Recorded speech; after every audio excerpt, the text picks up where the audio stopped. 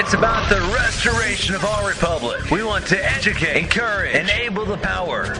We stand for integrity, honesty, self-reliance, self-defense, and most importantly, no compromise on our foundational principles. This is America's Voice Now.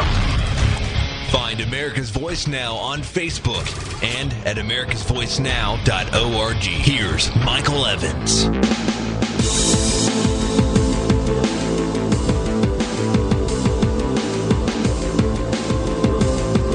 Good morning, America. You're listening to America's Voice Now. My name is Michael Evans. I'll be your host this morning. Appreciate you riding with us this morning. If you are traveling with us on our website, thank you very much. See some folks out there from Branson and Clarksville, Baton Rouge, Huntington. See some folks out there in California. You're up early. See some folks out there locally in West Plains and in Goshen, Chicago. So I appreciate you riding with us. We are going to tackle 4 different topics today, which I think are important news for us to look at. The first is, as part of the military or the discussion regarding the current budget, they're talking about disabled military retirement cuts. And I have to question the concept there, because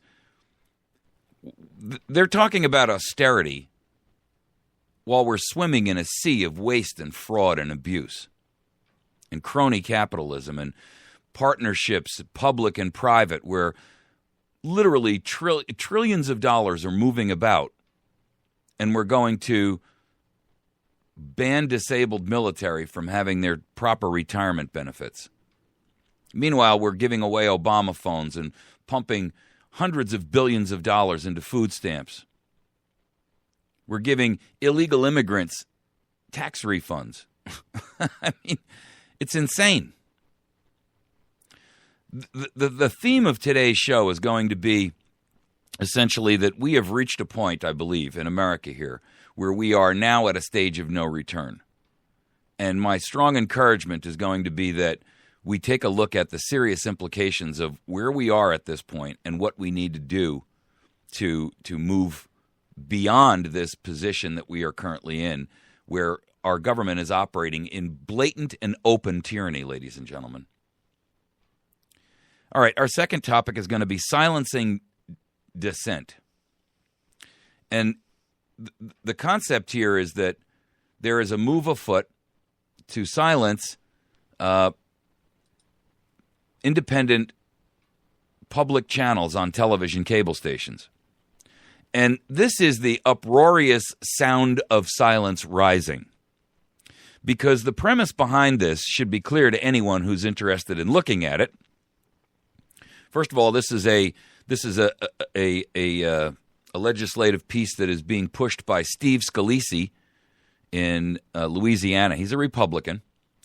And what this is, ladies and gentlemen, is a move to shut down alternative media. And we're not seeing it only in television. We're seeing it. The FCC is again trying to raise the multi-headed snake of forcing radio stations, as an example. If they're going to carry conservative talk, they have to carry liberal talk, so that we have this balance and equality, if you will. It's the same with net neutrality. It's the same garbage over and over and over again. We're going to look at it a little bit, because I got to tell you, if it wasn't for the alternative media, America would not be awake at the position and the point in which it is today. So it's imperative that we recognize exactly how far down the rabbit hole we've fallen on this and stop the slide any further. I mean, I don't care if we grab onto a tree or a rock on our way down. We need to stop this slide. We need to arrest the fall. Our third topic is lawlessness unchecked. Americans are in a state of apathy related to the fascism that we see burgeoning in our country, ballooning, growing literally in an unnatural and an unhealthy way. And we're going to talk a little bit about that. The president at this point is operating so lawlessly that even Congress, as sycophantic as they are, as impotent as they are, is beginning to recognize the problem. The NSA is out there saying that the First Amendment should be reformed. Why? To allow them greater liberal access to your personal and private information? I mean, they're upset about the fact that the media, alternative media, and I don't mean the mainstream media, because they're certainly doing everything they can to cover to do a CYA job for the NSA. But the alternative media is exploding over this. And our fourth and final topic is going to be a discussion related to General Vallely. Now, there are those of you who know who he is. If you don't know, I'm going to introduce you to him this morning, because it's clear that we need more individuals out there like General Vallely. He's created a new website that's out there. It's called Stand Up America, and it's an organization that's providing resources and educational documentation for leaders and activists. And I encourage and support what he's doing. He is a retired military, obviously, and his concern is that, where we are at this stage in the game is we're looking at, for all intents and purposes, an Uber presidency. For all intents and purposes, folks, and I know some people get skittish about when we start talking about tyranny and fascism and things like that, but I got to tell you, you're either going to recognize it, call it the way it is, acknowledge that it's existing. It's the first step to the problem that every person who's engaged in self-treason of drug addiction or alcohol addiction or abuse has to go through. You have to get beyond the denial stage and recognize and acknowledge that there's a problem. Then and only then can you begin to take mitigating action to resolve it. And I think that this concept of apathy and refusal to acknowledge and look at the real issues surrounding us is really probably the number one thing in our nation that is allowing us to be destroyed from within while we're sitting here, literally. Let's tackle our first topic. On a Free Beacon this morning, there's a story out about disabled military retirees who will not be exempt from budget cuts in this new budget deal. Now, I got to tell you, when we talk about the level of what we're first of all, they're trying to save a couple of $2 billion. And I have to recognize, I mean, I think the total here is $4.2 billion that they're trying to save, and they're trying to save it on the backs of our military retirees. Now, this is over a 20-year period. A senior military service member would lose $124,000 over a 20-year period. Now, that may not sound like, I mean, if you take that and you break that down, over a 10-year period, over a 20-year period, that's about $6,000 a year. And that may not sound like a whole lot.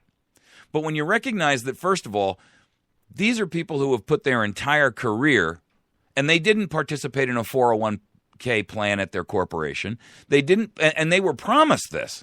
I mean, this was the thing that they were given as a commitment on behalf of our government when they renewed their commitment to this nation and stayed in the employment of the military. And now they're talking about military retirees under the age of 62 that would, get 1 percentage point less, and they in this cost of living adjustment. And you know what? The truth of the matter is, there are so many areas in which we can cut to cover this $4 billion that it is an insult to those who have put their lives on the line for people in Congress who get a pension after a couple of short, brief years of service, and even after they die, their wife gets half of what they get.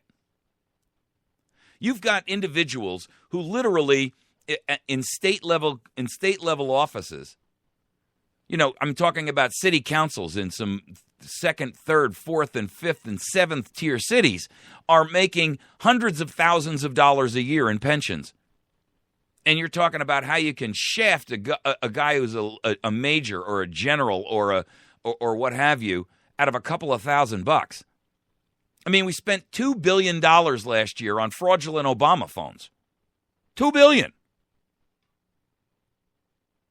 For the record, just so you understand this, the average personal income in Washington, D.C., boomtown, which is about the only boomtown that's going right now, $74,000 plus for each of the 632,000 residents in the area. That's women, children. I mean, you're talking about an average per capita income of $43,000 across the board in the United States and $74,000 in. So are you trying to tell me that the people who work in Washington, D.C. are worth an extra $30,000 a year? What is that, a 70% increase over the average American? For the record, the average home in Washington, D.C.'s immediate surrounding area is on the market for 9 days, ladies and gentlemen. 9 days.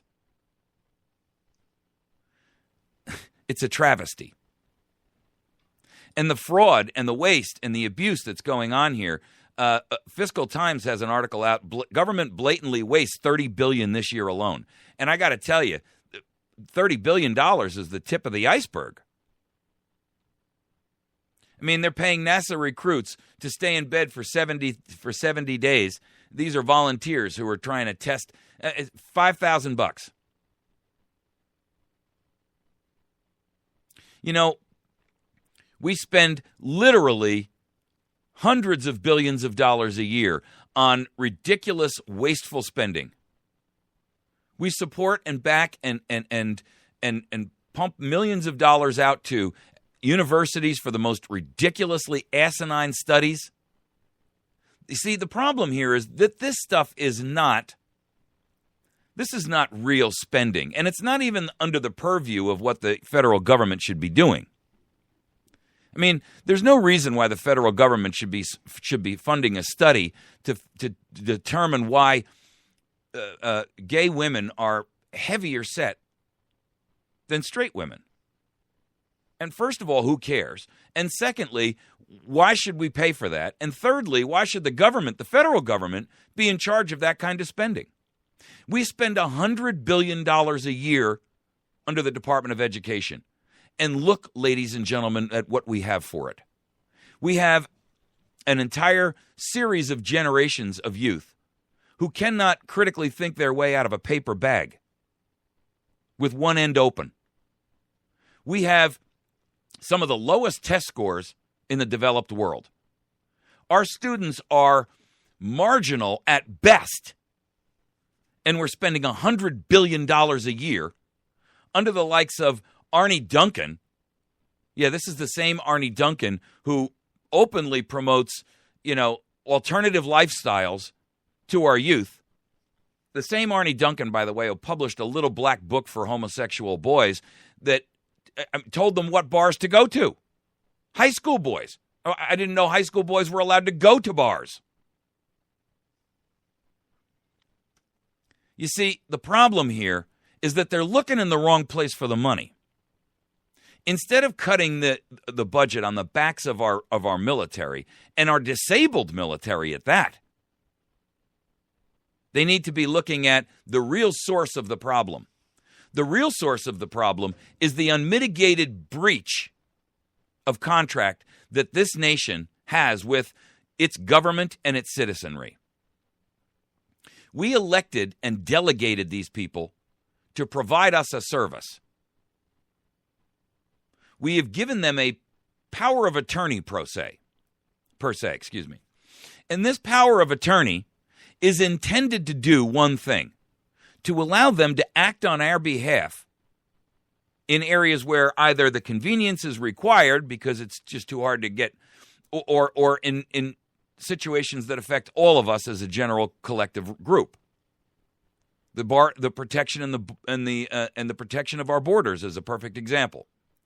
You can't ask Texas to block its border and Arizona to block its, and Wisconsin and Seattle or Washington State and Michigan. I mean, it's better for the federal government to do that. I get it. But they're not even doing that. It's not appropriate for the state of Tennessee to determine how much it should pay a military retiree. He doesn't work for the state of Tennessee. He works for the United States of America. So I understand that. But when we have given this limited power of attorney that has clearly delineated duties and obligations, and also puts in restrictive covenants as to what that power of attorney cannot do, and it is 100% violated, then, ladies and gentlemen, it's time that we rescind the document. It's time we rescind the power of attorney. It's time that we take it back. And we have two choices. We can either provide for that for that power of attorney to be provided to someone new, or we can completely scrap it. Now, there are many, many areas in the federal government where we shouldn't have that power of attorney delegated to them at all. Education is a perfect example. There is absolutely no reason whatsoever why the federal government should be in charge of education. In fact, there are specific legal prohibitions against it. And yet they loophole these laws to institute things like Common Core on a national basis. They call them state education initiatives. That's a flat, bald-faced, blatant lie. That's like your teenager coming home with his pants on backwards, and he says to you, yeah, I was just sleeping over at a buddy's house.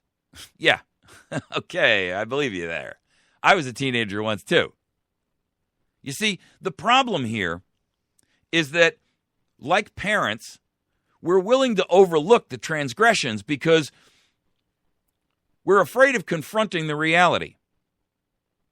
We're afraid of confrontation. Our nation has been indoctrinated with this principle that never be confrontational. Always settle things by compromise. Well, I've got to tell you, ladies and gentlemen, we have compromised ourselves right out of the running. We have compromised ourselves out of the room. We've compromised ourselves out of the house. We've compromised ourselves out of the city. We've compromised ourselves off into some wasteland somewhere. We're in the wilderness, and the thieves and the burglars are living in our home, eating our caviar, sleeping on in our beds. They're eating our food. They're driving our car, and we're still required to pay the bills.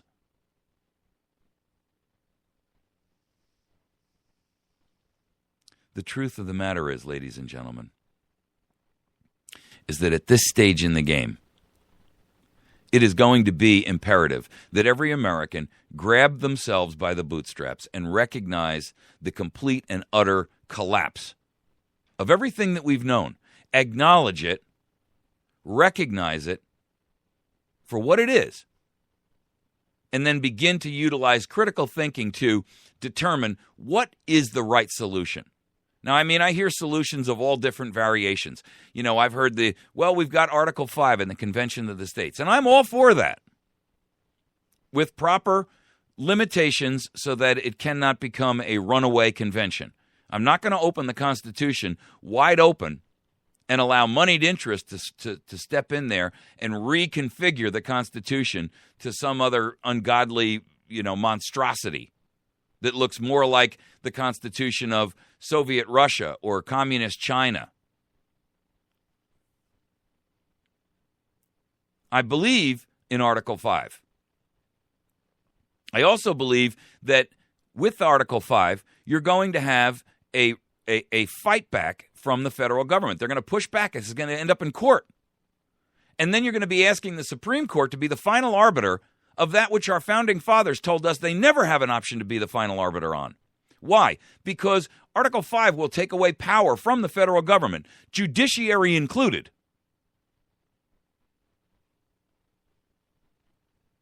And if we abide by that agreement, if we abide by the statement from the Supreme Court that says this is unconstitutional, or we interpret it in such and such a way, and we don't look at the actual statements of the founders themselves, then we have opened ourselves up to a complete and utter level of tyranny that the United States has never seen before.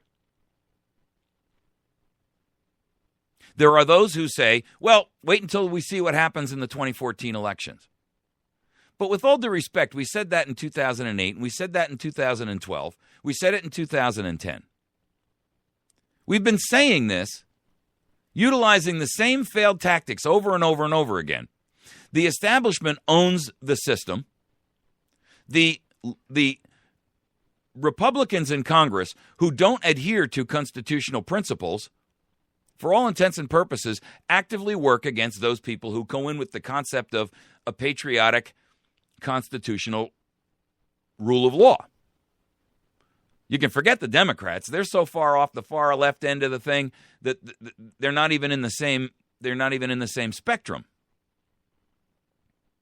So while I believe in elections, it's not really who votes, it's who counts the votes. And I can tell you right now that if you believe that elections are honestly run in this nation, then you are really naive. Then there are those folks who sit out there and say, okay, well, there's got to be another solution. We can look at a massive civil disobedient uprising, and I'm all on board for that. I wrote a story, it's up on my website about it. It's called The Plan to Take Back America, place all state and federal capitals under siege. And I mean a peaceful, massive civil disobedience. I'm not talking about running out there and taking it by force. But there is a way to stop the beast. You simply stop buying, ladies and gentlemen, and you starve it of money, because that's what it lives on. But ultimately, it really is going to come down to whether Americans have the courage to do what needs to be done. And that's the simple truth. Everything else is just marketing and talk and propaganda. We're either going to make a determined effort that we're going to take our nation back, and we're going to be willing to pay whatever that short-term painful price is. And I assure you of one thing. It's going to be painful. It's going to be cold. It's going to be hungry. It's going to be fearful. It's going to be fraught with danger. But if we don't do that, the alternative is not some short-term window. And when I say short-term, I mean in the historical sense. Make no mistake, ladies and gentlemen, we're in for the fight of our lives.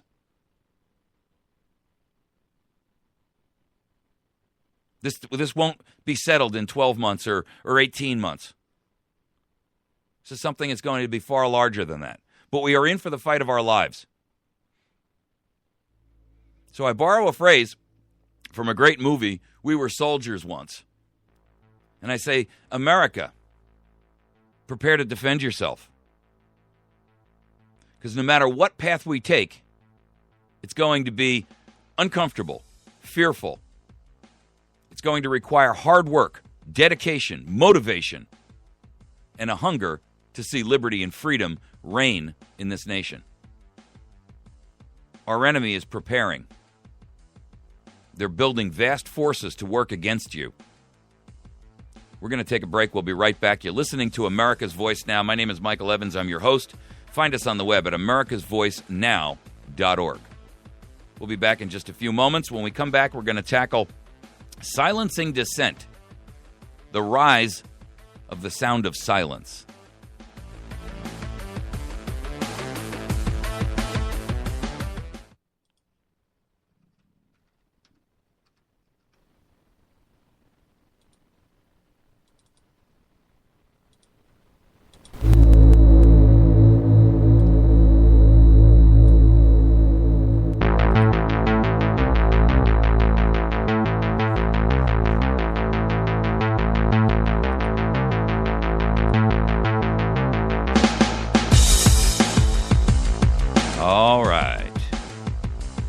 Back. Appreciate you riding along with us this morning. You know, I sat in on a call last night on the issue about the Article 5 Convention of States, CON, whatever you want to call it. I mean, there's a million different variant names out there. And, you know, some of the issues that we discussed were, or that were discussed, I should say, were very interesting. And I foresee that even if that is the path that Americans take in an attempt to reconfigure our country back into a position of liberty or back into a position of control, that it's going to be a difficult road. And one of the ways in which it's going to be difficult is the fact that we're seeing a cold-blooded attempt to silence the alternative media in this country.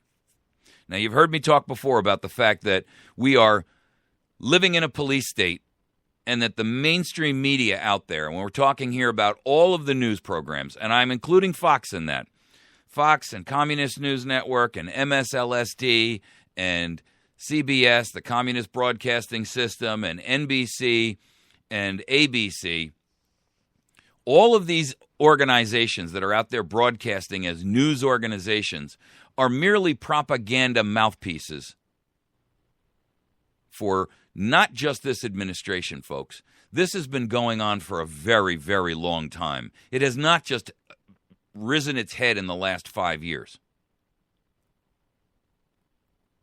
The only way that we can get the public educated about what's really happening is by alternative media source, and that is the internet, and that is radio.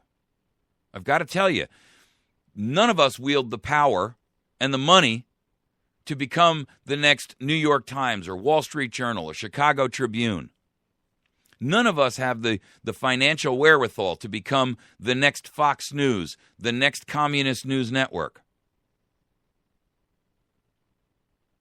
I mean, if it's not for alternative media, folks, we're in a blackout, a true blackout on the level and depth of depravity that this nation has fallen into.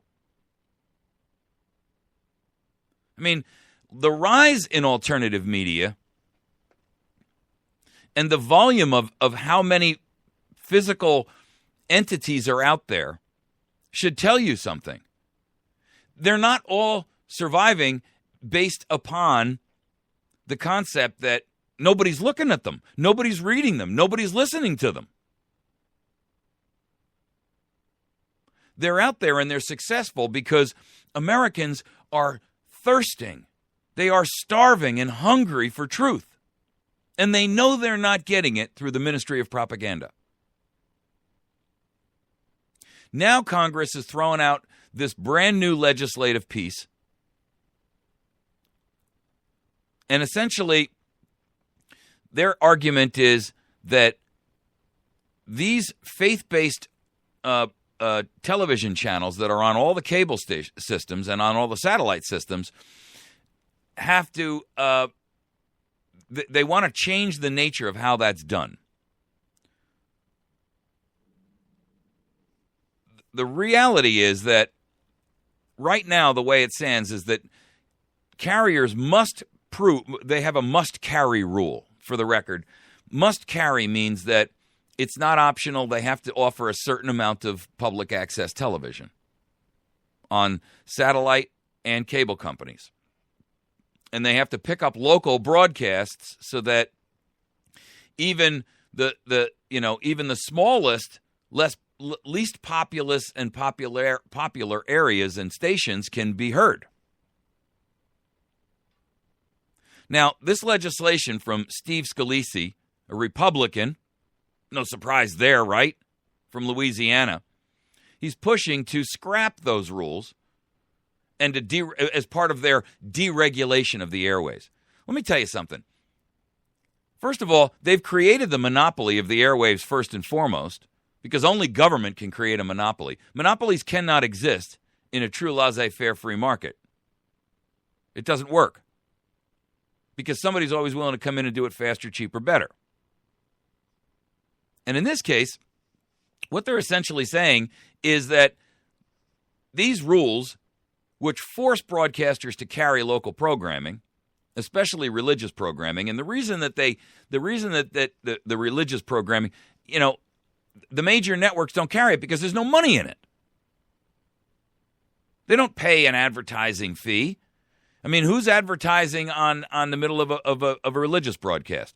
And the truth of the matter is, ladies and gentlemen, I don't really care where you stand on the religious fence. It's not about religion. That happens to be the topic, but it's not about religion.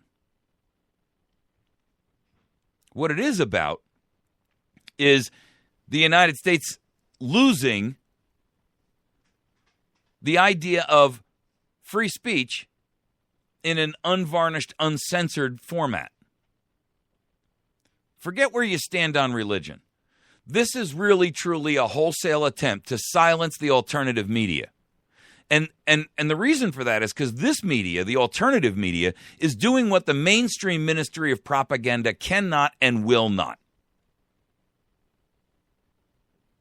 Silencing free speech by nothing other than parliamentary tricks, which is essentially what this is, it's just another in a long line of abuses that should have already generated a new Declaration of Independence by the American people.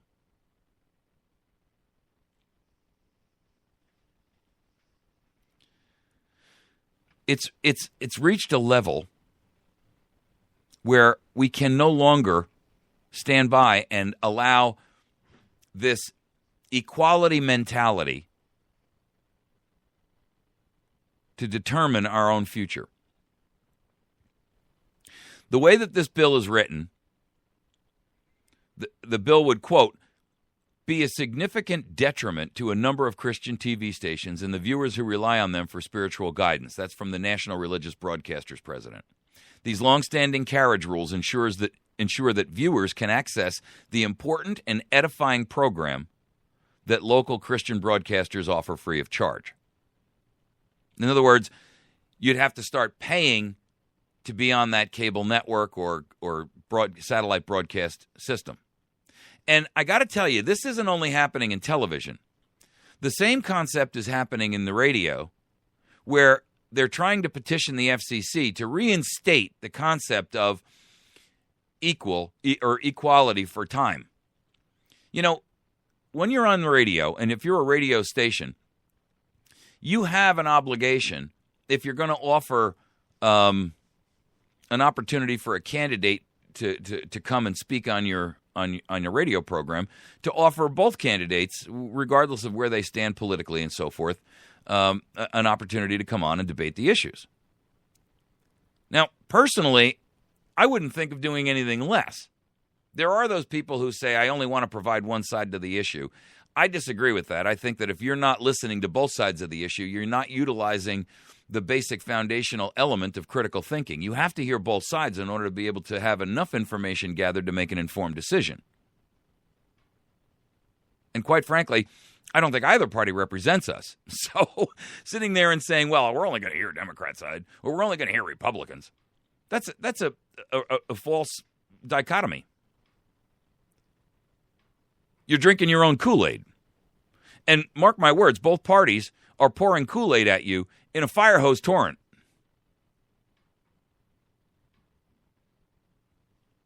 The truth of the matter is that must-carry rules apply mostly to the smaller cable networks out there. And to reduce that must-carry rule, or to eliminate it, means that these big networks will further solidify their hold over the media that you see, that you hear, that you read. And ladies and gentlemen, if there was ever a time to say, we need new free speech voices out there, this be it.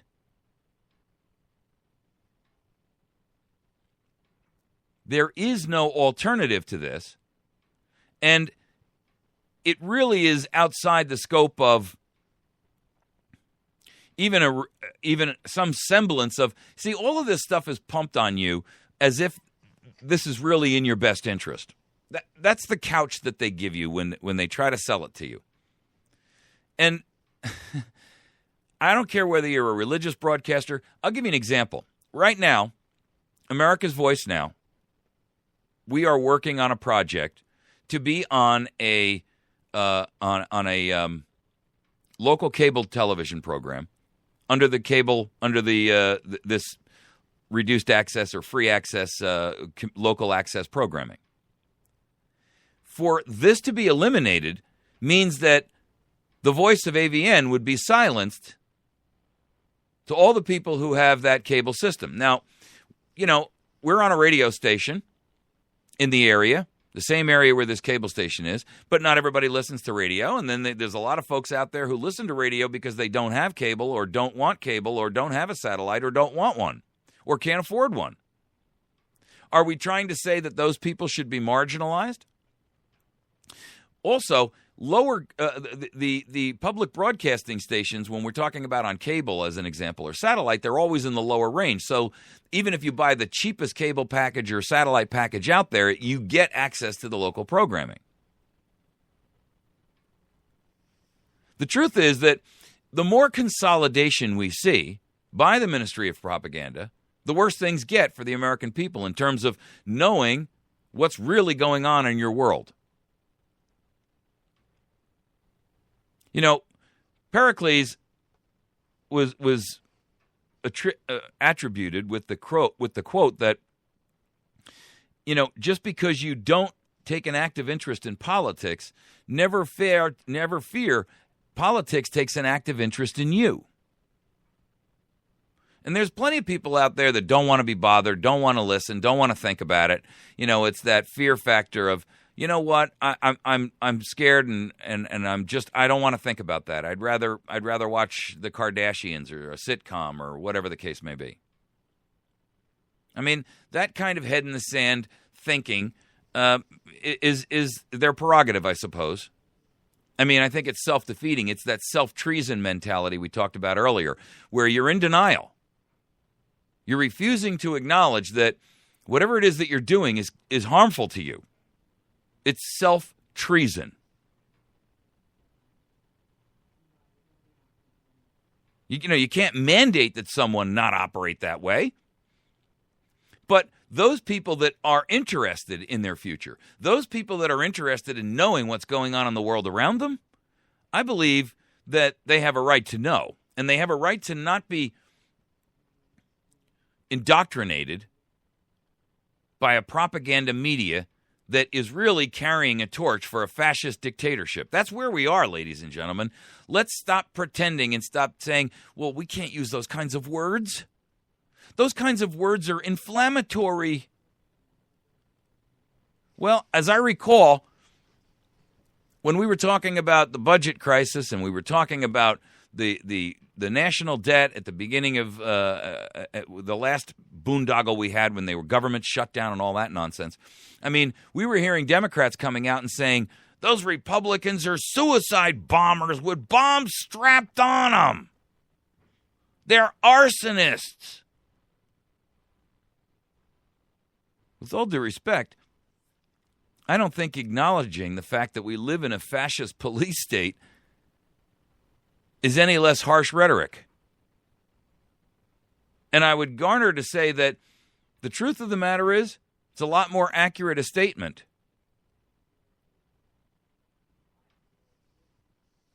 Those people who were the extremists in the Congress who were saying, no, we're drawing a line here, and we're going to say, we're not funding this anymore.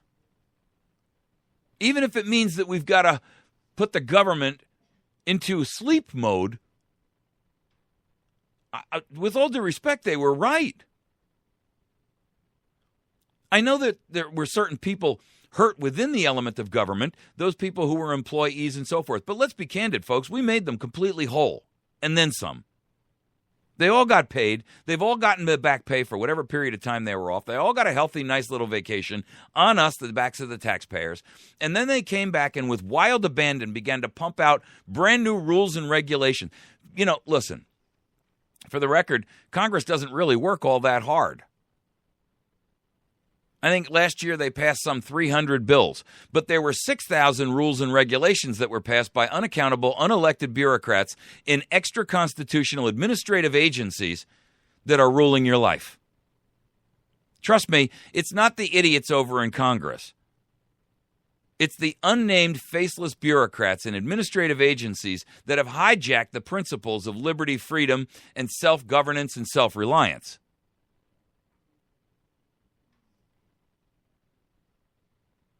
If you want to silence something, let's silence them.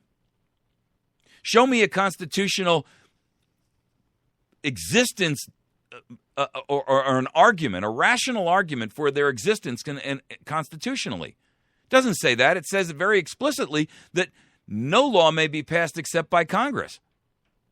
And yet you live under the tyranny of administrative agencies and the laws they pass every day. Who's telling you that? When was the last time you saw anybody on Fox, CNN, MSNBC, CBS, NBC, ABC talk to you about administrative agencies and their overreach, their unconstitutional existence? Well, we need all those agencies. Why? Why? First of all, they massively overlap. Secondly, they have lately given themselves authority by fiat, dictatorial rule changes. I mean, look, the Federal Register is growing by leaps and bounds. It grows thousands of pages a day.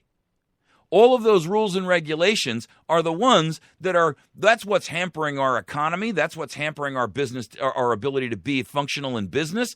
That's what's destroying our jobs. That's what's giving our jobs away overseas.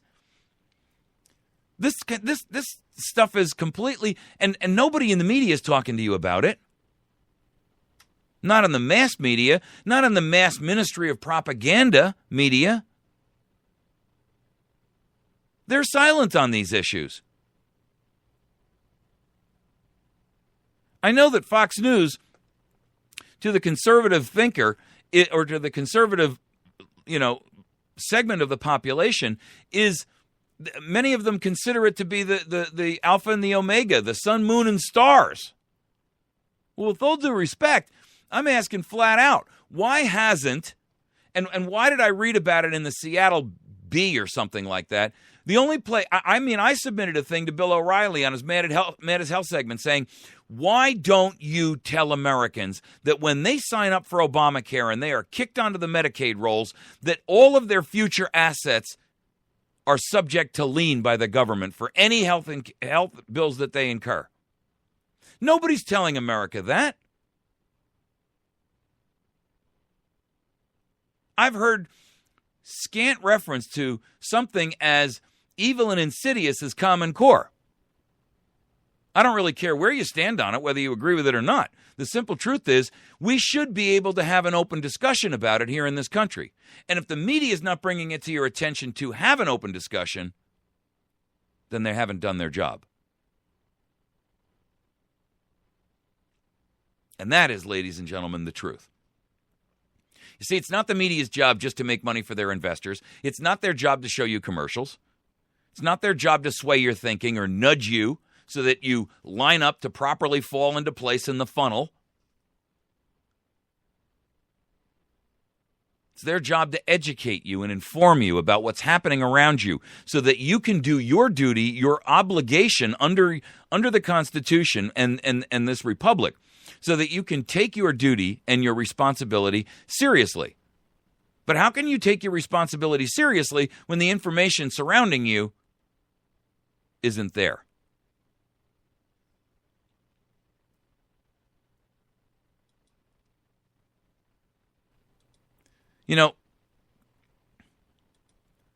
The number of people that are out there right now who don't really understand what's going on around us is staggering. I pulled an article up the other day about how Pennsylvanians were they did one of these pullover things where they stop you on the side of the road and so forth and so on. And this thing was backed by the federal government, and it was supposed to be one of these voluntary survey checkpoints. And it was run by a private firm in Pennsylvania, and it was run on behalf of the White House's Office of National Drug Control Policy.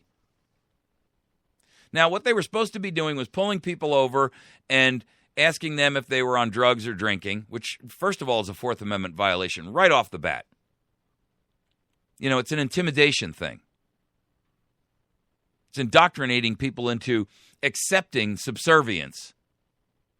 But to make matters worse, they told the city council that they were only going to be doing these surveys, when in fact what they were really doing was running cheek swabs on people and capturing DNA records. I mean, what the heck is that? Why isn't the media talking about that?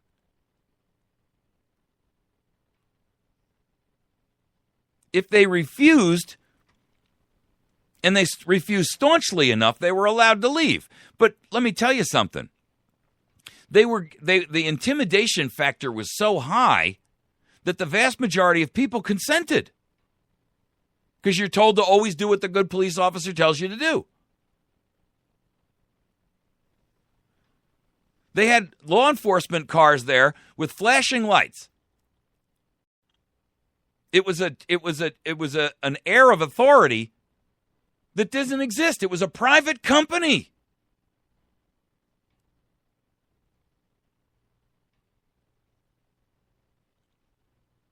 Why isn't America being told what's going on around our nation? WorldNet Daily has an article out there about a Democrat who's launched a brand new proposal to give unlimited power to unqualified social workers to investigate every homeschool parent. Do you know that it's in the Obamacare document and under the rules of Obamacare that every parent who is on any kind of assistance can have their home barged into by healthcare representatives for investigation? Tell me that's not a Fourth Amendment violation. Why isn't anybody in the media telling you that by your signing up for Obamacare, based on a law which is coercively forcing you at the point of a gun to sign up for Obamacare, that you are being told by one law passed in 2010 that you have to violate your Fourth Amendment right against unauthorized and illegal search and seizure, unwarranted search and seizure? Because when you do, you're signing and you're agreeing by using a website that you have no alternative but to use under the law, you're agreeing to waive your Fourth Amendment right. And you are allowing all of the information that you submit to be used for, and this is their words, not mine, investigation, auditing, and law enforcement prosecution. So, and not to mention the fact that it's also violating your Fifth Amendment right, because your Fifth Amendment right says you have a right not to self-incriminate. Why isn't the media talking about that? And the Sixth Amendment, which says you have a right to a trial. There's no trial by the IRS because it's an administrative agency. You don't get a trial by jury by them. You're heard by an administrative judge. There's no trial. And there's no jury. And the person who's hearing the case as the administrative law judge works for the IRS itself. Tell me that's not a conflict of interest. Where is the media talking about these things? If it's not for alternative media like America's Voice Now and thousands of others out there, you're not hearing it at all.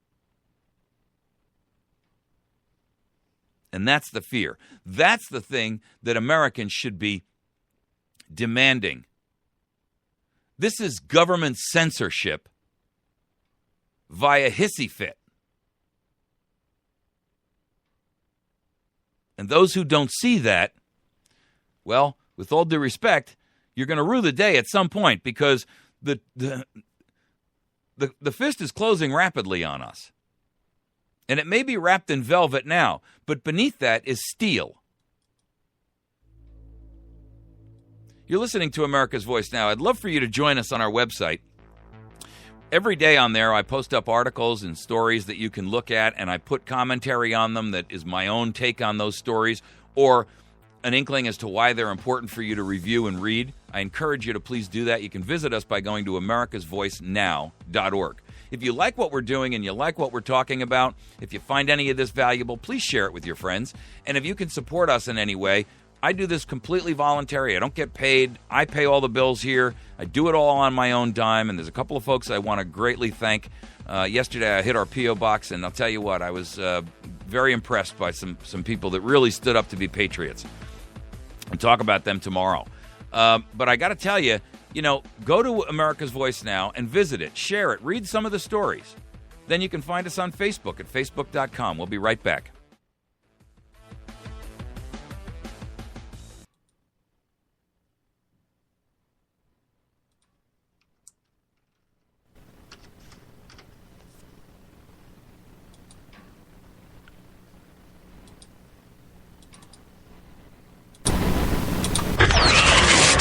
It's about the restoration of our republic. We want to educate, encourage, enable the power.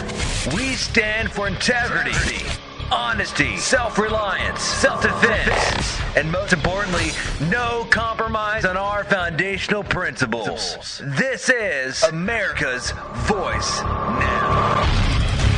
Find America's Voice Now on Facebook and at americasvoicenow.org. Here's Michael Evans. All right. We're back. Thanks for joining with us today. I appreciate you. Those of you who are capturing us live on our website, I am glad to see you here. I'm seeing Hartford, Connecticut out there. I'm seeing Chesterfield, Lincoln, Mission Viejo. I'm seeing Seattle, seeing Chicago. I'm seeing Florida. I can't tell you who's looking. Don't get paranoid. I'm not the NSA. I can only see what city you're in, and I can only just see that certain cities are watching on our streaming show on live on our website. I'm not the NSA, promise. And believe me, they can see a whole lot more than I can. We're going to talk this segment here about the lawlessness of unchecked power, because Americans are apathetic about the fascism that has, for all intents and purposes, overtaken our nation. In fact, Angela Merkel came out the other day. Now, for the record, in case you're not, up on international politics, Angela Merkel is the Chancellor of Germany. And if you're old enough to remember when there was an East Germany and a West Germany, Angela Merkel was born in East Germany. Now, yesterday, she came out and she was in a heated encounter with Obama. And the news broke yesterday. The conversation didn't, so let me clarify that. But she's furious about the revelations of our, NSA spying on international, and including her mobile phone, her personal mobile phone. And in an angry exchange with Obama, she actually compared the practices of what the NSA is doing to the Stasi. Now, if you don't know who the Stasi is, this was the all-powerful secret police that was in the communist dictatorial side on East Germany. And she grew up there. So let me tell you, if anybody ought to know, it would be Angela Merkel. I think it's actually Angela. The truth of the matter is that what we've seen lately with the NSA is so far out of control, folks. I mean, I've talked to you the other day about this piece that they did on 60 Minutes and what a whitewash it was. This was pure, unmitigated, unfiltered propaganda. And now the truth is out. I posted an article up yesterday about it on our Facebook and YouTube and in the stories I did yesterday and on our website. But what you have to recognize is that we are literally living now in a time when most Americans are unwilling to accept the concept and the knowledge that we are living in fascism. And their apathy is causing its rise to grow at an even faster rate than it would if anyone was cognizant, I guess, is recognizing or cognizant of what's going on around us. I mean, for Merkel to come out and make a statement like that is pretty incredible. She told, further, she told Obama that not only was it bad enough that we're acting like the Stasi secret police, but that we're bumbling, Inspector Clouseau's about it. Because we can't even safeguard the information we're capturing on everybody else. Evidenced by what? Edward Snowden.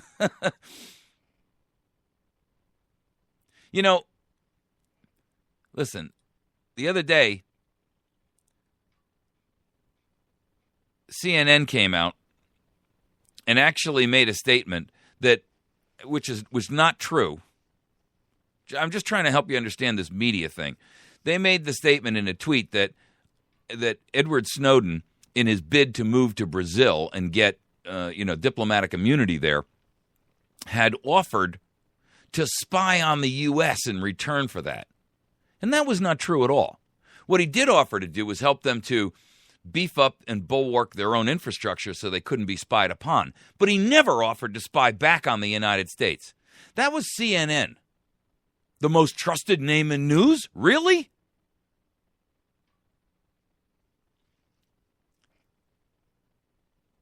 I talked yesterday about the judge on Monday who has ruled that the NSA spying is a Fourth Amendment violation. I mean, using some extraordinarily harsh language. And I talked to you the other day about the brand new National Defense Authorization Act that builds on the two previous acts. The 2012 NDAA and the 2013 NDAA, and now we're into the 2014 NDAA. And in the 2014 NDAA, now you understand, and I'll go over it briefly with you again so that you grasp the concept of this. You're going to understand at the end of this segment why the NSA is collecting all this data. I've said to you before that this is a records database that is being built so that people can be profiled, they can be compartmentalized, they can determine who's on their side, who's against them. And, as evidenced by the attorney yesterday in his comments, in which he said, right after he filed this lawsuit against the NSA, suddenly emails started appearing in his account he had not created. And the people he was representing were getting texts from their dead son. And his belief was that it was the NSA saying to him, listen, we're just showing you what our capabilities are.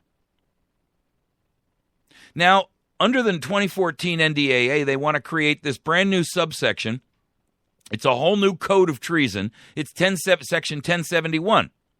And it incorporates the idea that they can build this conflict records research center.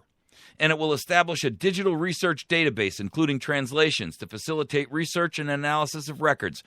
And remember now, under the 2012 NDAA, which authorized indefinite detention of Americans and classified the entire planet and all land and sea on it as the new battlefield on the global war on terror, the United States is now part of that battlefield, right? Domestically, the United States and every inch of ground in the nation is part of the battlefield, the battleground on the war on terror. And so you got to keep that in mind when you read these documents, because what it does is it just solidifies and stands upon the shoulders of previous tyrannies. So they're going to establish this digital record database that can capture records and analyze records from countries, organizations, and, listen to this one, individuals. Individuals meaning whom? You, me, all of us. Now or once hostile to the United States, with rigid adherence to academic freedom and integrity. So let's analyze what does now or once hostile to the United States mean? Well, you got to revert back to the 2012 NDAA, where they said any kind of a belligerent act. Well, they didn't define what a belligerent act is. So is a belligerent act merely an act where you're a protester and you're standing there and the police barricade is up there and the police officer tells you to back up and you give him the finger, or you spit on the sidewalk, or you refuse? Is that a belligerent act? We don't know. Is speaking out like I'm doing right now considered a belligerent act? Is writing an article that would be considered to be derogatory towards the administration or towards the president directly or towards Congress or towards the judiciary, is that a belligerent act? We don't know. What constitutes a belligerent act? Well, here's the rub. Under the 2012 NDAA, you can't even get to court to find out, because first and foremost, you have to be charged with that belligerent act, and then you can be held in indefinite detention. Meanwhile, your habeas corpus rights to access to an attorney and access to counsel and access to the court system, habeas corpus means free the body, right? You can't even file a habeas corpus brief in court and say, you got to tell me at least what I'm held for. And they say, you're held for a belligerent act. What was the act? We're not telling you. Okay, then give me to a judge so that the judge can ask you and determine whether it was truly a belligerent act. No. Do you understand the circle jerk here? I mean, you are completely wrapped up in this circle that there is no escape from. You're like a rat trapped in a round room. There's no way out.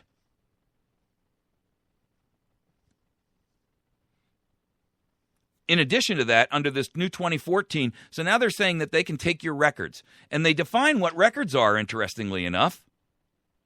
I'll read it to you because it's very interesting. The records are a captured record. Here's how they define it. The term captured record means a, quote, and you got to hear this, folks, because I'm telling you, this is some dangerous stuff we're floating down the river here. A document, email, anything you've ever written, piece of mail that you received, anything, document. Audio file. Well, this recording would be one. An audio file would also be a recorded telephone call that you had, home or mobile. Or, by the way, surveillance cameras like they were putting up in Seattle, which are capturing conversations of and surveilling conversations of people literally walking down the street.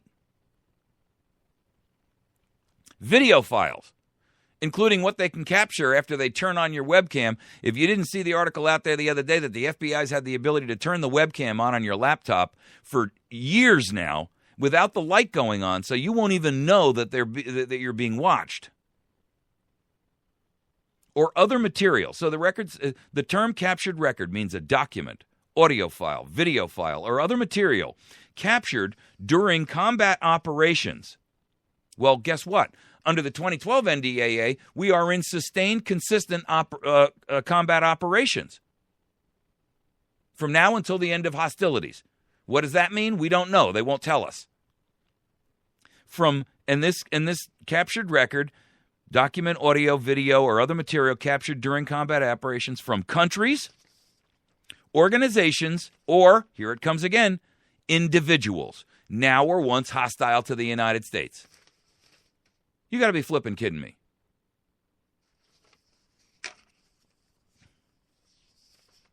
They can also be, in Section 2, consistent with the protection of national security information. They can capture personally identifiable information, intelligence sources and methods, and make these significant portion of these records available to researchers. Who are they? Oh, it gets even uglier. The researchers are third-party contributors. I'm telling you, if you haven't heard yet about the 2014 NDAA, this alone should be cause for Americans to stand in front of Washington with pitchforks and torches and demanding the emergence of the monster. To conduct and disseminate research and analysis to increase the understanding of factors related to international relations, counterterrorism, and conventional and unconventional warfare, and ultimately enhance national security. To collaborate with members of, here comes the third parties, academic and broad national security communities. So what are we going to do? Have this in the hands of people floating around in MIT and UCLA? Or think tanks, liberal think tanks, like that group out there who's they run the hate crime thing. I can't think of his name. Everybody's a hate and the DHS relies almost exclusively on this Southern Poverty Law Center, the SPLC. So what? You're going to give this information and share it with the SPLC? Where's his security clearance? To conduct under international relations, to collaborate with members of academic and broad national security communities. Broad tells you right off the bat that this thing is going to be wide as the sea is long. Both domestic and international. Aha. So now we get an inkling of it. Here it comes. Here's what happens, and I'm going to talk about this in our last segment, which is General Vallely, Confront, Tyranny, or Else.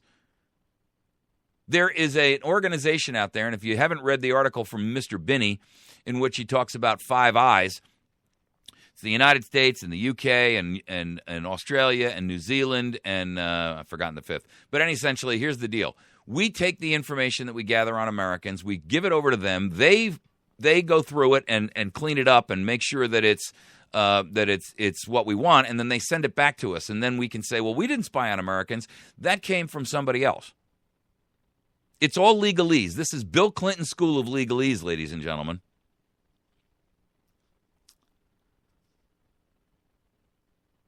to collaborate with members of academic and broad national security communities, both domestic and international, on research, conferences, seminars, and other information exchanges to identify topics of importance for the leadership of the United States government and the scholarly community. Really. For the leadership of the United States government. Not for the benefit of the people. The Secretary of Defense shall seek the concurrence of the Director of National Security to the extent the efforts and the activities of the Center involve the entities referred to in Section B4, which is these collaborating entities. See, the problem is that what you've got here is we're basically allowing these people, through this 2014 NDAA, to take all of this data that they've been siphoning and vacuuming up on Americans and international individuals and corporations and groups and organizations and governments and blah, blah, blah, blah, blah. And they're going to compartmentalize it. Then they're going to siphon it off to foreign governments where they are prohibited constitutionally from manipulating it. Then they'll get it back in its refined and laundered version. And that's what it is, ladies and gentlemen. They are laundering, instead of money, data. Now, there's been numerous articles out there about how the NSA has been utilizing and giving this information to drug enforcement agencies and law enforcement agencies here in the United States.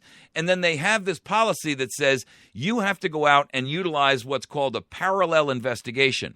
You now, in other words, have the information that so-and-so is guilty of this, and you know that he's going to meet at such and such a date with such and such a person and where they're going to meet.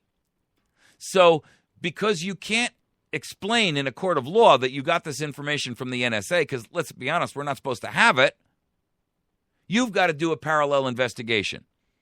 And so they go basically knowing that this guy's going to meet another guy at a hotel and they're going to swap a trunkload of drugs or a gun or whatever the heck it is. And the next thing you know, the guy leaves the apartment complex and they pull him over. Then they do a drug-sniffing dog search or whatever, a cavity search or a vehicle search or a trunk search, whatever it is. Now, the truth of the matter is, if they're doing that now secretly, and they've been doing it now, folks, for years, at some point it will become de rigueur, the normal average course of the day. And it won't be limited then only to those areas where the average American would say, well, good, I just want those drugs off the street, or I just want those guns off the street, or I just don't, I don't want people doing those things. The truth of the matter is, ladies and gentlemen, is we have absolutely lost control of our nation. We've lost control of our government, and we are now living in this apathetic state that's refusing to recognize that we have allowed this to descend rapidly into fascism. Fascism is defined as a co-joining or a conjoining of corporatism and government.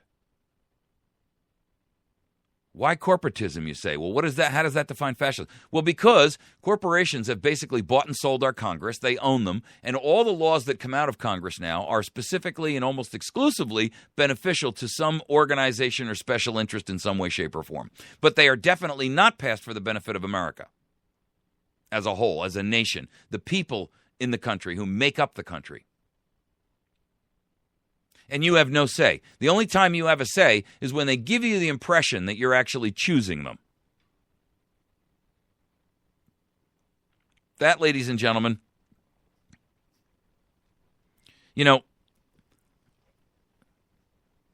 Mussolini, and I've heard this attributed to Mussolini and others, but he was pretty much famously attributed with the old phrase that that fascism is capitalism in decline. In other words, capitalism, in order to further its own greed, begins to bribe lawmakers. Those lawmakers sell their souls and make their deal with the devil, and then at some point in time, the due comes. The corporations say, you have to pass this law for our benefit to continue our growth and development and our greed. the people rise up and say, wait a second, that's not for us. Why are you doing that? You're supposed to represent us, not a special interest called IBM or Monsanto or Microsoft or Google or Pickett. So what happens? Corporations say to the Congress people, listen, we already paid you to do this, and you're going to do it. And Congress becomes what? A police force forcing the unthinkable on the populace to meet the obligations which they've already been paid for. They become nothing more than the hired gun, the enforcer, the thugocracy of corporatism. And with all due respect, ladies and gentlemen, if you can find a better definition for where we are right now, I'm more than willing to hear it. You can email me with Mike at americasvoicenow.org. I'd love to hear it. This isn't socialism. This isn't communism. This is fascism. And fascism has an angle to it, an edge to it, that even communism doesn't have. Fascism has an angle of violence to it that even communism doesn't have. Because it targets specific groups and entities to be the phantom enemy, if you will, that you focus everyone's attention on, so that they're not watching the sleight of hand going on behind the scenes. Don't you see it? It's the 1%, it's the rich, it's the blacks, it's the whites, it's the illegal immigrants, it's the legal immigrants. It's those doggone Muslims, it's the Middle Easterners, it's those people over in Iraq, it's those people in Afghanistan. Let's get them. Don't you see how many phantom enemies are out there? The truth of the matter is, ladies and gentlemen, with all due respect, you have a greater chance of being killed by your own government than you do an extremist. I mean, what the hell are we doing over in Afghanistan? Here we have abandoned Iraq, and it's turning back into a failed state. It's turning into nothing more than a civil war in a dirt-poor third world dictatorship. Anarchy reigns right now over there. And with all due respect to the Islamics out there, it's Muslims killing Muslims. So don't tell me about the religion of peace. I'm sick and tired of hearing it. The truth of the matter is, everybody just wants power. Everybody's got a Hitler complex. Everybody's got a little dictatorial complex, and it goes all the way down to the local county commissioner and the city council member in your town or city or village. All the way up to the President of the United States.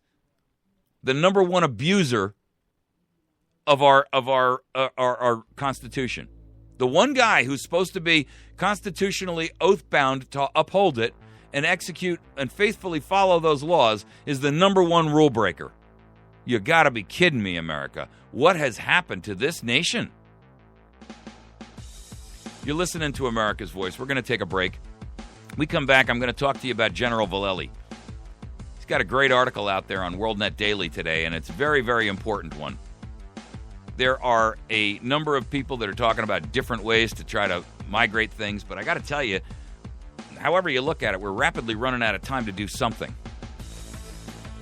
And I don't care which way you look at it, if we allow this tyrannical centralized rule to continue without action, we're sunk.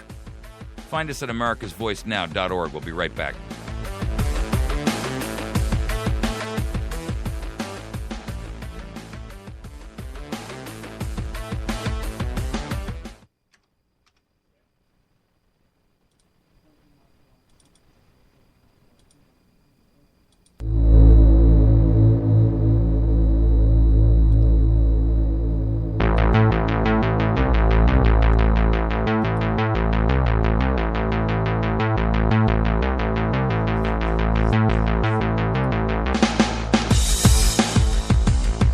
All right.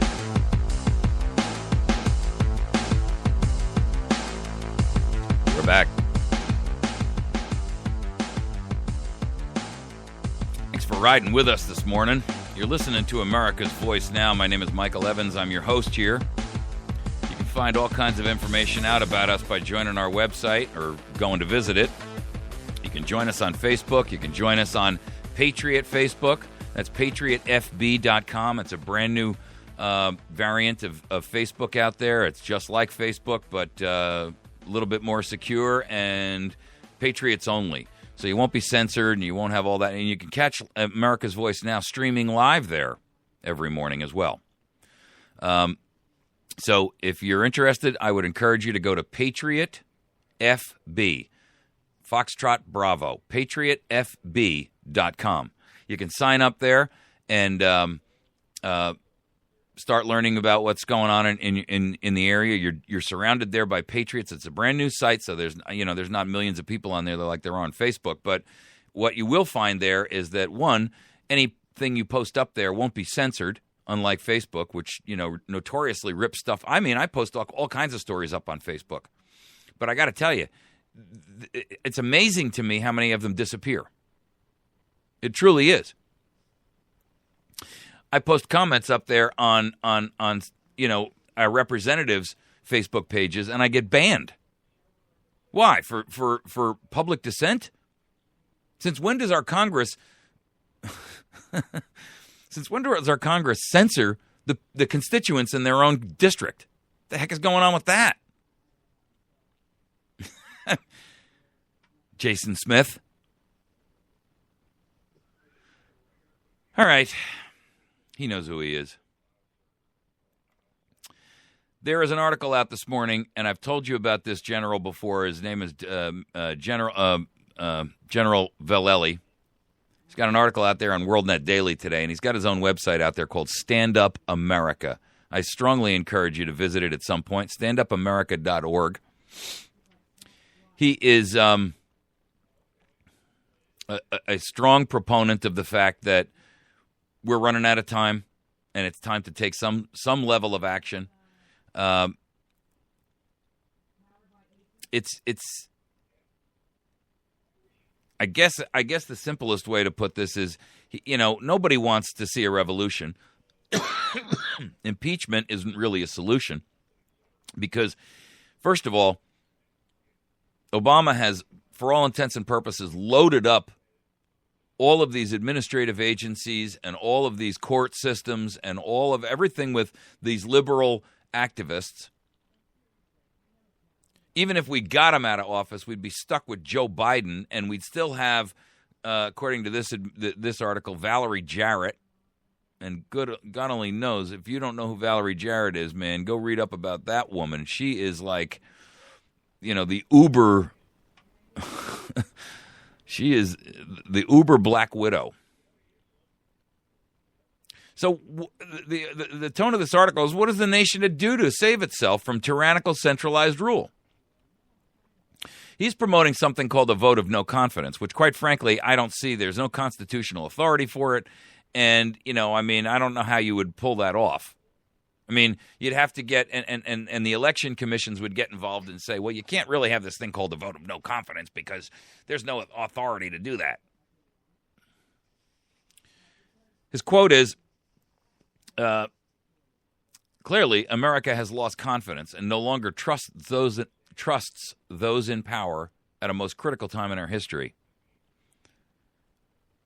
It is true that not all who ply the halls of power fit under that broad brush, but most of them are guilty of many egregious acts. And we say it is time to hold a vote of no confidence. It is time for a recall. The problem is that constitutionally we don't have a recall provision. He does say that credibility of our current leadership is gone. And, now we listen to their excuses, their finger-pointing and lies, and all of it is chicanery. There's no legal authority for a vote of no confidence. But he argues that it will take back the power of discourse. I disagree. I think, frankly, and I love Vallely, and I love what he does, but I don't think this is going to work. I do think the article I've written, which is up on America's Voice now, it's called shucks, I forgot it myself. I just had a brain freeze. Place all state and federal capitals under civil disobedience siege. Hey, listen, you want to stop the beast, you stop feeding it, folks. The plan to take back America. Place all state and federal capitals under civil disobedience siege. I mean, stop all commerce. Shut it down. The whole doggone shooting match. Everybody got has to be prepared for that. I won't deny that. But if you're not preparing for the inevitable financial or fiscal or military or law enforcement or whatever other collapse is coming down the pike, you either just woke up yesterday or you are the ultimate uber procrastinator. Wow. Now, he does list here in this article is listed, and by the way, the article is not written by him. It's written by Bob Unruh from WorldNet Daily. But he does list a group of things in here, and this is Vallely's list of a sampling of Obama's broken promises and lies. And he's crediting Peter Wehner at Commentary Magazine. His promise not to hold lobbyists, or I'm sorry, I apologize. His promise not to allow lobbyists to work in his administration. Obviously, that's a lie. I mean, the administration is loaded with lobbyists. By the way, it's also loaded with ex-journalists. And you wonder why they won't tell you the truth? I'm going to tell you why they won't tell you the truth. Because half of them are pining for a cake job in the White House or some administrative agency somewhere. His commitment to slash earmarks, he didn't. You remember the commitment that I'm going to go through the budget line by line and we're going to get rid of all of this? Well, if anything else, this is a guy who's added $8 trillion to the budget or to our national debt single-handedly. I mean, for the record, the whole thing was only $10 trillion when he came on board. I watched an interesting interview the other day, or I was watching Hannity the other night, or I caught a snippet of it, and I saw Reagan on an interview with Johnny Carson before he even ran for president now. And it was very interesting. It was 1974, I think. And you know what he said the deficit was? It was like $56 billion. $56 billion deficit. Today we have a $1.1 trillion deficit. 56 is not even $100 billion, which is $100 billion is the budget alone of the Department of Education. I mean, to put that number into perspective, you got to realize that in literally, 35 years, 40 years, we've gone from a budget deficit of $54 billion to a budget deficit of well over in excess of $1 trillion. Remember that a trillion is 1,000 billions. To be the most transparent presidency in history. Well, nix on that, because the truth is that yesterday a federal judge ordered Obama to disclose documents he's been trying to keep hidden. A federal judge on Tuesday ordered the disclosure of a government-wide foreign aid directive President Obama signed back in 2010 that he wants to keep hidden from the public. Why? I think it's because it went to Egypt, but that remains to be seen because we haven't actually seen it. The judge calls the scope of the government's argument for presidential communication privilege troubling. I mean, he's hiding this document related to foreign aid that we're paying, and there was a Freedom of Information Act lawsuit brought by the Center for Effective Government. And the judge has concluded that the presidential order is not properly within the bounds of so-called presidential communication privilege. She wrote, quote, "There is no evidence that the directive was intended to be or has been treated as a confidential presidential communication. The Obama administration maintains that the document was intended for those with a need to know." Well, if we're paying for it, don't we have a need to know? But the judge argued, and this is her quote, "The order was distributed far beyond the president's close advisors, and its substance was widely discussed by the president and the media." She also lectured the federal government on the president's, quote, "cavalier attitude" when it comes to public oversight and transparency. Quote, this is the judge now, "The government appears to adopt the cavalier attitude that the president should be permitted to convey orders throughout the executive branch without public oversight, to engage in what is, in effect, governance by secret law."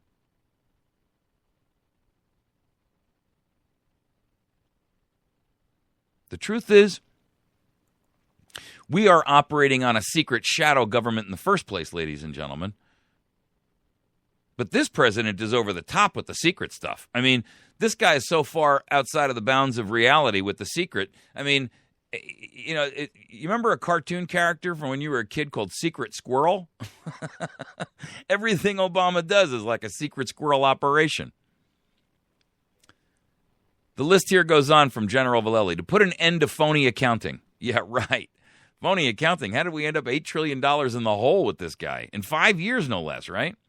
To restore trust in government. Oh, my goodness. Well, after the Obamacare debacle, and let me tell you, folks, that's just the latest in a long line of treasons, Americans are coming awake at a stunning and staggering rate. Look, the truth be known, patriots and unconstitutional conservatives should be thankful that Obamacare actually is bungled as bad as it has been, because if it's done one thing for us, it has awakened literally tens of millions, maybe 100 million Americans to the plight of where we are. And as they come awake, and they have to acknowledge that because it finally hits them in their pocketbook, they're starting to recognize that there are other puzzle pieces that are obviously part of the picture here. His pledge to seek public financing in the general election. He didn't do that. His to treat super PACs as a threat to democracy. Super PACs are what he embraced. The guy is a super PAC. His pledge to keep unemployment from rising above 8%. Well, that's a laugh. We were above 8% when he came on board. We were above 8% when Bush was in place because they gamed the numbers, folks. Let's be candid here. He's not guilty of this individually or solely. He is responsible for doing it on top of everybody else who's ever done it. The truth of the matter is, listen, the unemployment in this country is really closer to about 17 to 20%. And that's no lie. That's the unmitigated truth. To create 5 million new energy jobs. Yeah, right. We spent how many millions of dollars per job under the shovel-ready crap? To identify all those shovel-ready jobs. He later chuckled that his much-hyped shovel-ready projects were not quite as shovel-ready as we expected. Yeah, right. To lift 2 million Americans from poverty. Well, with all due respect, we are on record levels for food stamps, poverty, and disability. I mean, we're above the levels that, percentage-wise, of what was going on in the Great Depression, folks. His promise to bring down health care premiums by $2,500 for the typical family, when in fact we now know that, for the record, it's not only going to cost us more than we've lost the $2,500 potential Benny that we were supposed to get out of there, but it's going to cost most Americans maybe $2,500 more. So it's actually a $5,000 swing. And then if you take into account and you incorporate the average income loss that the average American family has lost, which is another $2,600. Do the math, folks. You know, the average family makes the average income in the United States is less than $50,000. It's $47,000. Take $10,000 away from that, and what have you got?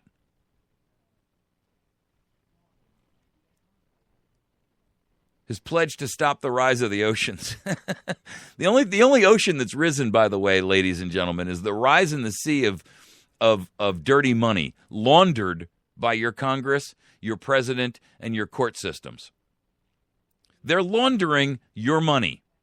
It's all dirty, and they're no different than some cartel guy sitting in a Castle Villa in Medellin. This is a cartel, and make no mistake about it.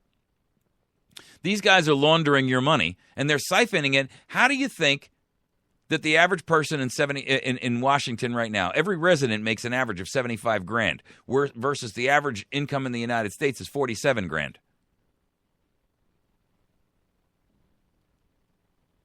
I don't think I even need to go through the whole list. Here's the problem.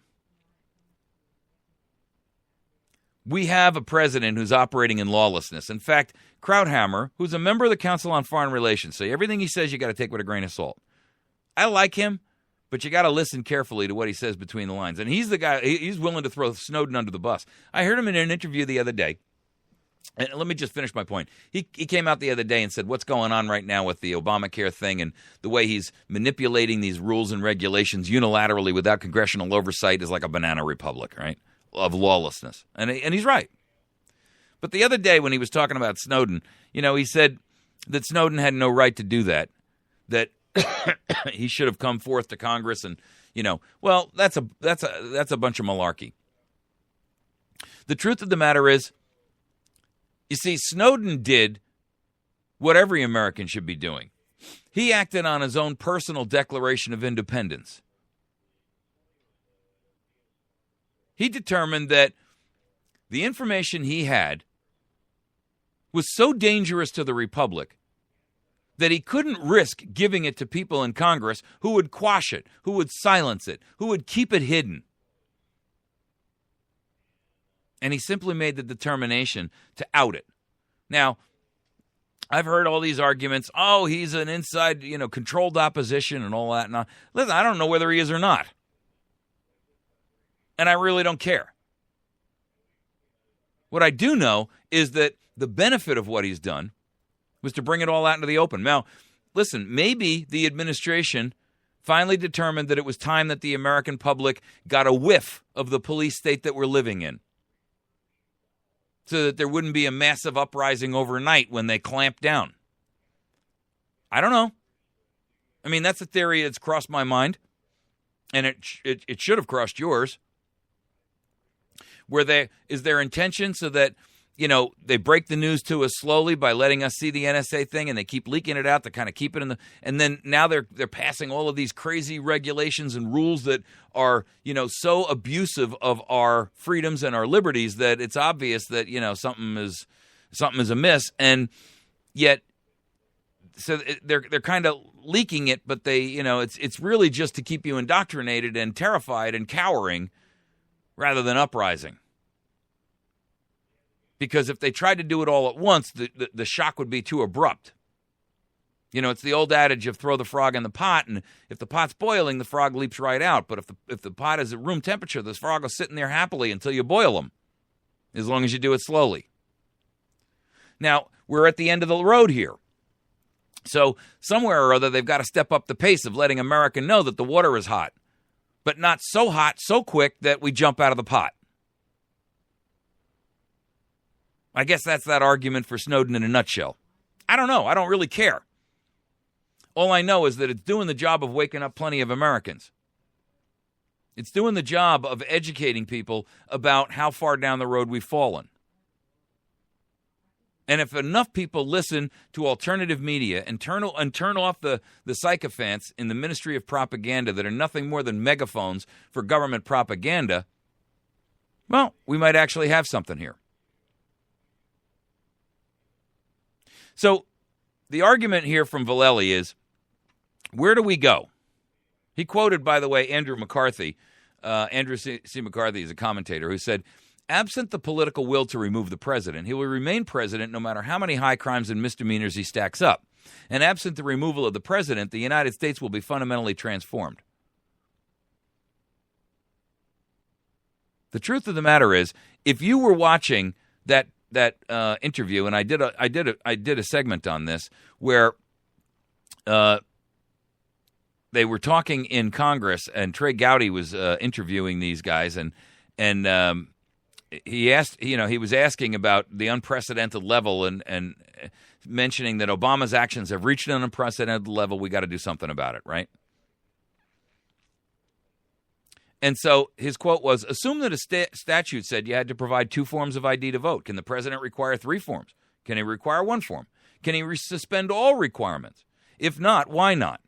If you can turn off certain categories of law, do you not also have the power to turn off all categories of law? Well, with all due respect, if Mr. Gowdy was willing to go look at some of the executive orders, we've already got that in place. He cited Obama's decision to ignore immigration, using as one of the examples. And he also talked about these arbitrary changes to Obamacare and the recess appointments, which are right now in court. And he's already been, look, the courts have already found repeatedly that he's violative of the Constitution, and he's extending his executive power in an unauthorized fashion. So, quite frankly, America, I don't know what more you're waiting for. I mean, the courts barely, at this point, are willing to recognize the level of tyranny that we're under. half of the judicial system seems to be more than willing to sweep it under the rug.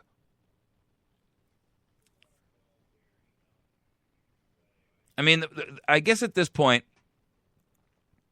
that when we talk about the checks and balance system between the court system and the legislative and the executive, the checks and balances are gone, folks.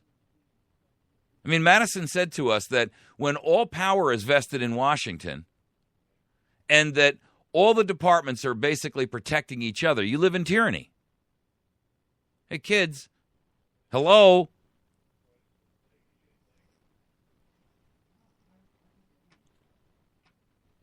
Now, there was an article, and there is a case being filed. There's a motion. I shouldn't say a case.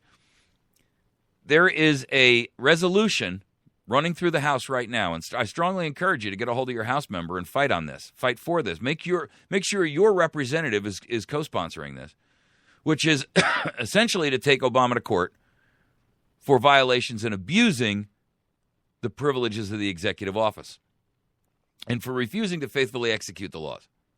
It's not an impeachment process, and it's not an impeachment procedure. It's a civil action. But at least it will put it on the record that it's happening, number one. And number two, it will give the Congress the tool to say, okay, we're reining you in some way. But I have to be honest with you. I have zero faith that Congress will actually do that. Now, you know who Jonathan Turley is? He's a fairly liberal law professor. And I saw him in an interview the other day, actually, and I talked about it on another show. Turley has represented members of Congress in a lawsuit over the Libyan war. I mean, he's an active, He was talking to a House Judiciary Committee meeting on December 4th. Bob Goodlatte was the guy that was presiding over that thing. And Goodlatte said to him, Professor Turley, the Constitution, the system of separated powers, is not simply about stopping one branch of government from usurping another. It is about protecting the liberty of Americans from the dangers of concentrated government power. How does the president's unilateral modification of acts of Congress affect both the balance of power between the political branches and the liberty interests of the American people? And here's what Turley said. And he's a liberal. The danger is quite severe. The problem with what the president is doing is that he's not simply posing a danger to the constitutional system. He's becoming the very danger the Constitution was designed to avoid. That is the concentration of power. Newtonian orbit, the Newtonian orbit that the three branches exist in is a delicate one, but it is designed to prevent this type of concentration. There are two trends going on which should be of equal concern to all members of Congress. One is that we have had the radical expansion of presidential power under both President Bush and President Obama. We have what many once called an imperial presidency model of largely unchecked authority. And with that trend, we also have the continued rise of this fourth branch. We have agencies that are quite large that issue regulations. And the Supreme Court said recently that agencies could actually define their own and interpret their own jurisdiction. Holy smoke.